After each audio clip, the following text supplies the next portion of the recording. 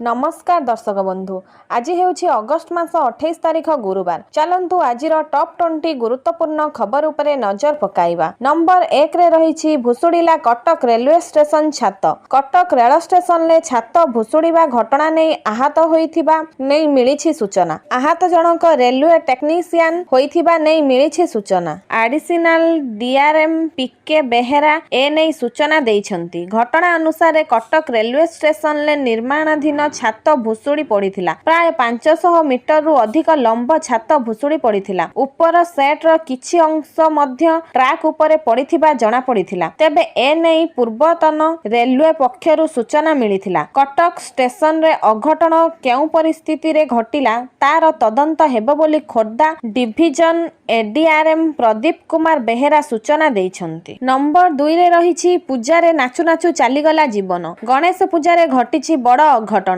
गणेश पूजा समय रे स्कूल ले नाचु नाचु चालीगला जीवन। स्कूल परिसर रे चालीगला नवम श्रेणी छात्रंक जीवन। नीलगिरी थाना जड़ीदा राधा माधव जीव विद्यालय रे घटिछि एही अघटन। मृत्युर कारण एपर्यंत जणा पड़ी नाही। खबर पाई घटनास्थल रे पुलिस पहुंची तदंत आरंभ करिछि। नंबर 3 रे रहिछि चाषींक खाता को गला सीएम किसान तृतीय किस्ती टंका। मुख्यमंत्री मोहन चरण माझी आज राज्य सरकारंक सीएम किसान योजनार तृतीय किस्ती प्रदान करिसंती। ओयुएटी स्थित कृषि शिक्षा सदन ठारे मुख्यमंत्री मोहन चरण माझी सीएम किसान तृतीय किस्ती प्रदान करिसंती। प्रति चाषींक बैंक खाता को सीधा सड़क 2000 टंका लेखाएं पठा जाइछि। ए द्वारा ओडिसार 52 लाख क्षुद्र और नाममात्र चाषी उपकृत होइछंती। मोट 1041 कोटी टंकार सहायता राशि दिया जाइछि। नंबर 4 रे रहिछि बढ़िबो चाषी पंजीकरण अवधि। चाषींक पई खुशी खबर। वर्तमान सीएम किसान टंका चाषींक अकाउंट को जाउछि। किंतु जेउ चाषी एजाय पंजीकरण करि नाहंती सेमानंक पई मध्य खुशी खबर रहिछि। सरकार चाषी पंजीकरण अवधि बढ़ाइबा को योजना करिसंती। ए नै मुख्यमंत्री मोहन चरण माझी कहिसंती। सूचना अनुसार केते दिन बढ़िबो खूब शीघ्र घोषणा हेबो बोली मुख्यमंत्री कहिसंती। आउ सप्ताहे बढ़ाइबा को प्रस्ताव देइथिले उप मुख्यमंत्री केभी सिंहदेव। उप मुख्यमंत्रींक प्रस्ताव को ग्रहण करा जाइछि एवं घोषणा हेबो बोली कहिसंती मुख्यमंत्री।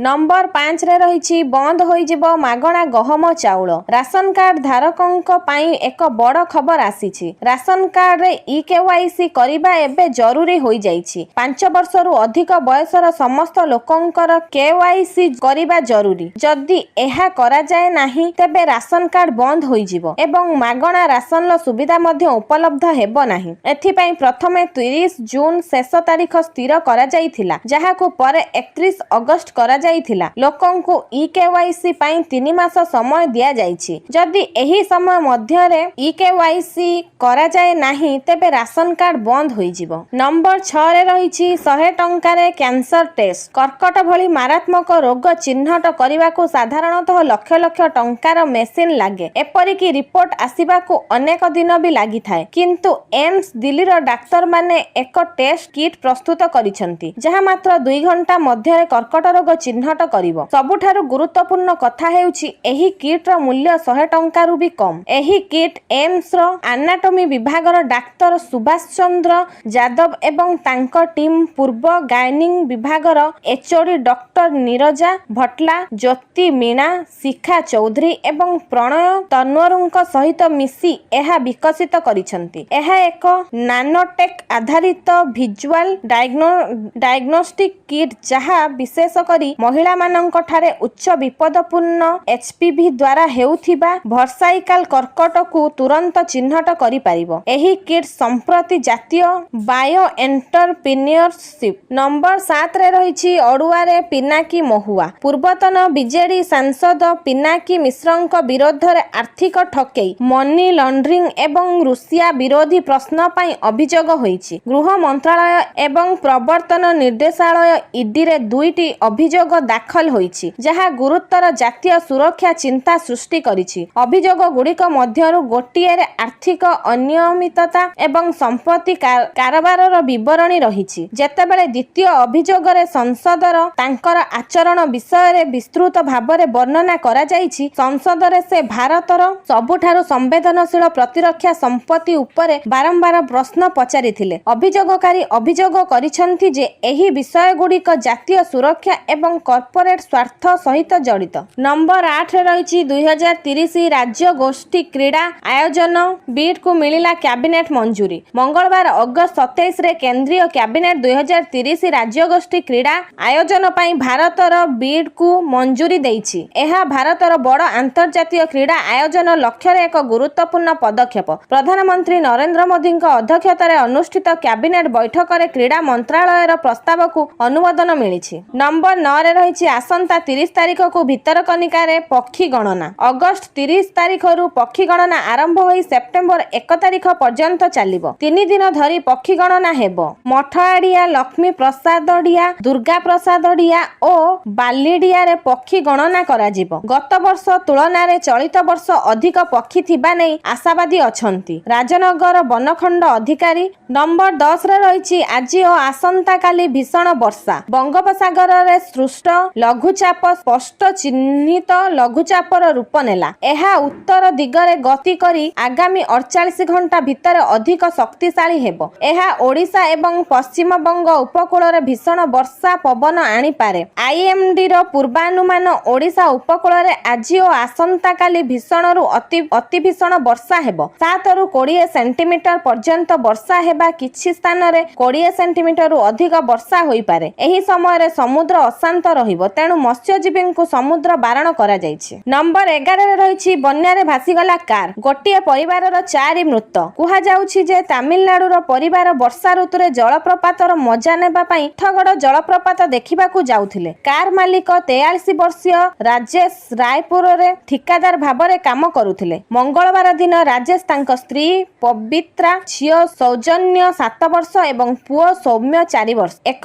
କାରରେ ରାୟପୁରରୁ ତୀର୍ଥଗଡ଼ ଯାଉଥିଲେ। ଠିକ୍ କାଙ୍ଗର ଉପତ୍ୟକା ନିକଟରେ ଗାଡ଼ି ପହଞ୍ଚିବା ମାତ୍ରେ ପ୍ରବଳ ବର୍ଷା ଯୋଗୁଁ କାର୍ଟି ବନ୍ୟାରେ ଭାସିଗଲା। ଏହାପରେ ଦରଭା ପୋଲିସ ଏବଂ ଉଦ୍ଧାରକାରୀ ଟିମ୍ 4 ଜଣଙ୍କୁ ବଞ୍ଚାଇବା ପାଇଁ ଘଟଣାସ୍ଥଳରେ ପହଞ୍ଚିଲେ। ବନ୍ୟା ଯୋଗୁଁ ସ୍ୱାମୀ ସ୍ତ୍ରୀ ଏବଂ 2 ପିଲାଙ୍କ ମୃତ୍ୟୁ ହୋଇଥିଲା। ନମ୍ବର 12ରେ ରହିଛି ଧାନ ବେପାରୀଙ୍କୁ କୃଷିମନ୍ତ୍ରୀଙ୍କ ଚରମ ବାଣୀ। ପଞ୍ଜୀକରଣ ଅବଧି ବୃଦ୍ଧି କରିବା ଦାବି ଭିତରେ ଧାନ ବେପାରୀଙ୍କୁ ଚରମ ବାଣୀ ଶୁଣାଇଛନ୍ତି କୃଷିମନ୍ତ୍ରୀ। ମୁଖ୍ୟମନ୍ତ୍ରୀଙ୍କ ସମ୍ମୁଖରେ କହିଛନ୍ତି, ଛତିଶଗଡ଼ରୁ ଧାନ ଆଣି ବେପାରୀମାନେ ଓଡ଼ିଶାରେ ବିକ୍ରି କରୁଛନ୍ତି। ଯେଉଁମାନେ ଏଭଳି କରୁଛନ୍ତି ସେମାନଙ୍କ ବିରୁଦ୍ଧରେ ଶୂନ୍ୟ ସହନଶୀଳ ନୀତି ଗ୍ରହଣ କରାଯାଇ ଦୃଢ଼ କାର୍ଯ୍ୟାନୁଷ୍ଠାନ ନିଆଯାଉ। ଆବଶ୍ୟକ ପଡ଼ିଲେ ସେମାନଙ୍କୁ ସିଧା ଜେଲରେ ଭର୍ତ୍ତି କରାଯିବ ବୋଲି କହିଛନ୍ତି ଉପମୁଖ୍ୟମନ୍ତ୍ରୀ କନକ ବର୍ଦ୍ଧନ ସିଂଦେଓ। ନମ୍ବର 13ରେ ରହିଛି ନୂଆଖାଇ ପରଦିନ ଛୁଟି ଘୋଷଣା କଲେ ରାଜ୍ୟ ସରକାର। ନୂଆଖାଇ ଉପଲକ୍ଷେ ଆଗାମୀ 29 ତାରିଖକୁ ରାଜ୍ୟ ସରକାର ସରକାରୀ ଛୁଟି ଘୋଷଣା କରିଛନ୍ତି। ଏହି ଦିନ ରାଜ୍ୟର ସମସ୍ତ ସରକାରୀ କାର୍ଯ୍ୟାଳୟ ଓ ମାଜିଷ୍ଟ୍ରେରିଆଲ କୋର୍ଟଗୁଡ଼ିକୁ ଛୁଟି ଘୋଷଣା କରିଛନ୍ତି। ତେବେ ଆସନ୍ତା ମାସର ଦ୍ୱିତୀୟ ଶନିବାର ସେପ୍ଟେମ୍ବର 13 ତାରିଖର ଛୁଟି ବାତିଲ କରାଯାଇଛି। ନମ୍ବର 14ରେ ରହିଛି ଏଣିକି ବନ୍ୟା ବାତ୍ୟାରେ ନଷ୍ଟ ହେବନି ରାସ୍ତା। ବିଜ୍ଞପ୍ତି ପ୍ରକାଶ କଲେ ସରକାର। ବିପର୍ଯ୍ୟୟ ପ୍ରତିରୋଧକ ରାସ୍ତା ହେବ ମୁଖ୍ୟମନ୍ତ୍ରୀ ସଡ଼କ। ଏନେଇ ବିଧିବଦ୍ଧ ବିଜ୍ଞପ୍ତି ଜାରି କଲେ ରାଜ୍ୟ ସରକାର। ଗ୍ରାମ୍ୟ ଉନ୍ନୟନ ବିଭାଗ ପକ୍ଷରୁ ରିଜଲ୍ୟୁସନ ପ୍ରକାଶ ପାଇଛି। 5 ବର୍ଷରେ ନିର୍ମାଣ ହେବ 500 କିମି ଗାଁ ରାସ୍ତା। 1000 କୋଟି ଟଙ୍କା ଖର୍ଚ୍ଚ କରିବେ ରାଜ୍ୟ ସରକାର। ନମ୍ବର 15ରେ ରହିଛି ଓଡ଼ିଆ ଅସ୍ମିତାକୁ ଅପମାନ। ଚଳଚ୍ଚିତ୍ରରେ 4 ଧାମ ବ୍ୟବହାରକୁ କଂଗ୍ରେସର ନିନ୍ଦା। କଂଗ୍ରେସ ଟାର୍ଗେଟରେ ବିଜେପି ନେତା ଏବଂ ଅଭିନେତା ଅନୁଭବ ମହାନ୍ତିଙ୍କ ଦ୍ୱାରା ତାଙ୍କ ଆଗାମୀ ଚଳଚ୍ଚିତ୍ରରେ 4 ଧାମ ଶବ୍ଦ ବ୍ୟବହାରକୁ ଦୃଢ଼ ବିରୋଧ କରିଛନ୍ତି ଓଡ଼ିଶା ପ୍ରଦେଶ କଂଗ୍ରେସ କମିଟି OPCC ସଭାପତି ଭକ୍ତ ଚରଣ ଦାସ। ପୂର୍ବତନ କେନ୍ଦ୍ରମନ୍ତ୍ରୀ ସୋସିଆଲ ମିଡିଆରେ ଏକ ପୋଷ୍ଟରେ କହିଛନ୍ତି ଯେ ଏହା କି ପ୍ରକାଶର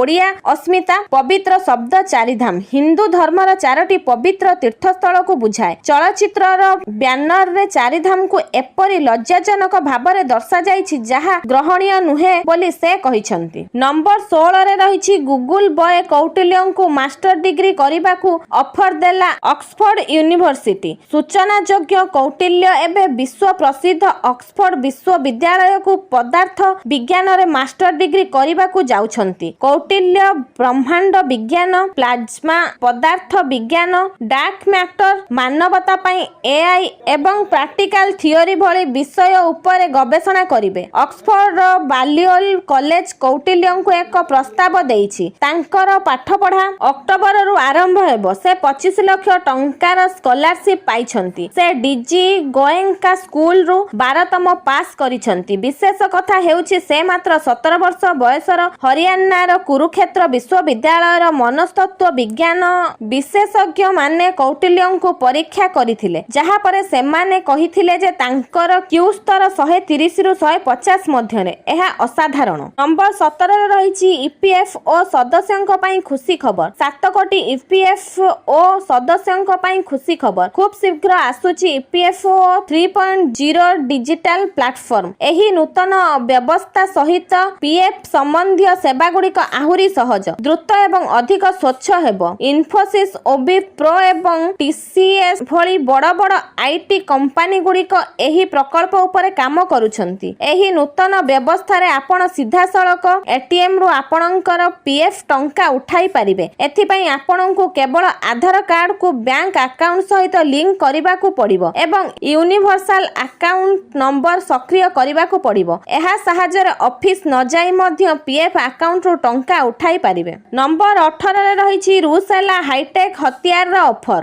S-400 ଏହାର ଶକ୍ତି କେତେ ତାହା ଅପରେସନ ସିନ୍ଦୁର ସମୟରେ ସାରା ବିଶ୍ୱ ଦେଖି ସାରିଛି। ପାକିସ୍ତାନର ସବୁ ମିସାଇଲ ଏବଂ ଡ୍ରୋନକୁ କେମିତି ଆକାଶ ମାର୍ଗରେ ହିଁ ଧ୍ୱଂସ କରିଦେଇଥିଲା ତାହାର ଦୃଶ୍ୟ ଏବେ ବି ଆଖିରୁ ଲିଭିନି। ରୁଷରୁ ଆସିଥିବା S-400 ଭାରତର ସୁଦର୍ଶନ ଚକ୍ର ପାଲଟିଥିବା ବେଳେ ଏବେ ଆଉ ଏକ ହାଇଟେକ୍ ଅସ୍ତ୍ରର ଅଫର ଦେଇଛି ରୁଷ। ରୁଷ ଭାରତକୁ ସୁଖୋଇ Su-57 ଲଢୁଆ ବିମାନ, ସୁଖୋଇ Su-35 ଜେଟ୍, ଆକାଶରୁ ଆକାଶକୁ ନିକ୍ଷେପ କରାଯାଉଥିବା R-37 କ୍ଷେପଣାସ୍ତ୍ର ଏବଂ S-500 ଆଣ୍ଟି ମିସାଇଲ ସିଷ୍ଟମ କିଣିବା ପାଇଁ ଅଫର ଦେଇଛି। ଭାରତକୁ ଏହି ଅସ୍ତ୍ରଶସ୍ତ୍ରର ଅତ୍ୟନ୍ତ ଆବଶ୍ୟକତା ଅଛି, କିନ୍ତୁ ଅନେକ କାରଣ ଯୋଗୁଁ ଭାରତ ଏପର୍ଯ୍ୟନ୍ତ ରୁଷଠାରୁ କୌଣସି ନୂତନ ଅସ୍ତ୍ରଶସ୍ତ୍ର କିଣିବାକୁ ସହମତି ପ୍ରକାଶ କରିନାହିଁ। ଏହା ଉପରେ ଏବେ ବି ବିଚାର ଚାଲିଛି। ନମ୍ବର 19ରେ ରହିଛି ପୁଣି ଶ୍ରୀମନ୍ଦିରରେ ହିଡେନ କ୍ୟାମେରା। ଗର୍ଭଗୃହରେ ଫଟୋ ଉଠାଉଥିବା ବେଳେ ଧରାପଡ଼ିଲେ ଜଣେ ପର୍ଯ୍ୟଟକ। ଚଷମାରେ ଥିବା ହିଡେନ କ୍ୟାମେରାରେ ଫଟୋ ଉଠାଉଥିବା ବେଳେ ପର୍ଯ୍ୟଟକଙ୍କୁ ଧରିଲା ଜଗନ୍ନାଥ ଟେମ୍ପଲ ପୋଲିସ। ପର୍ଯ୍ୟଟକ ଜଣକ କୋଲକାତାର ବୋଲି ସୂଚନା ମିଳିଛି। ତାଙ୍କୁ ଧରି ସିଂହଦ୍ୱାର ଥାନା ଜିମା ଦେଇଛି ଜେଟିପି। ନମ୍ବର 20ରେ ରହିଛି ଚାଇନାକୁ ଧମକ ଦେଲେ ଟ୍ରମ୍ପ। ଆମେରିକା ରାଷ୍ଟ୍ରପତି ଡୋନାଲ୍ଡ ଟ୍ରମ୍ପଙ୍କ ଦ୍ୱାରା ଭାରତ ଉପରେ 25% ଅତିରିକ୍ତ ଟାରିଫ ଆଜିଠୁ ଆରମ୍ଭ ହେଉଛି। ଏହି ସମୟରେ ଆମେରିକା ରାଷ୍ଟ୍ରପତି ଏବେ ଚାଇନା ଉପରେ 200% ଟାରିଫ ଲଗାଇବାକୁ ଧମକ ଦେଇଛନ୍ତି। ଟ୍ରମ୍ପ କହିଛନ୍ତି ଯେ ବିଶ୍ୱର ଦୁଇ ବୃହତ୍ତମ ଅର୍ଥନୀତି ଆମେରିକା ଏବଂ ଚାଇନା ମିଳିତ ଭାବରେ ଉତ୍ତମ ସମ୍ପର୍କ ଗଠନ କରିବେ, କିନ୍ତୁ ସେ ଚେତାବନୀ ଦେଇଛନ୍ତି ଯେ ଆବଶ୍ୟକ ହେଲେ ସେ ବେଜିଂକୁ ମଧ୍ୟ ଧ୍ୱଂସ କରିପାରିବେ। ରାଷ୍ଟ୍ରପତି ଟ୍ରମ୍ପ ବେଜିଂର ବିରଳ ପୃଥିବୀ ନୀତିକୁ ଉଦ୍ଧୃତ କରି କହିଛନ୍ତି ଯେ ଯଦି ବେଜିଂ ୱାସିଂଟନକୁ ଚୁମ୍ବକ ଯୋଗାଣ ବନ୍ଦ କରେ ତେବେ ସେ ଏହା ଉପରେ 200% ପର୍ଯ୍ୟନ୍ତ ଏକ ଭାରୀ ଟାରିଫ ଲଗାଇ ପାରନ୍ତି। ଆଜି ପାଇଁ ଖବର ଏତିକି। ଆସନ୍ତାକାଲି ନୂଆ ନୂଆ ଖବର ସହିତ ଦେଖାହେବ। ରହିଲି। ଜୟ ଜଗନ୍ନାଥ।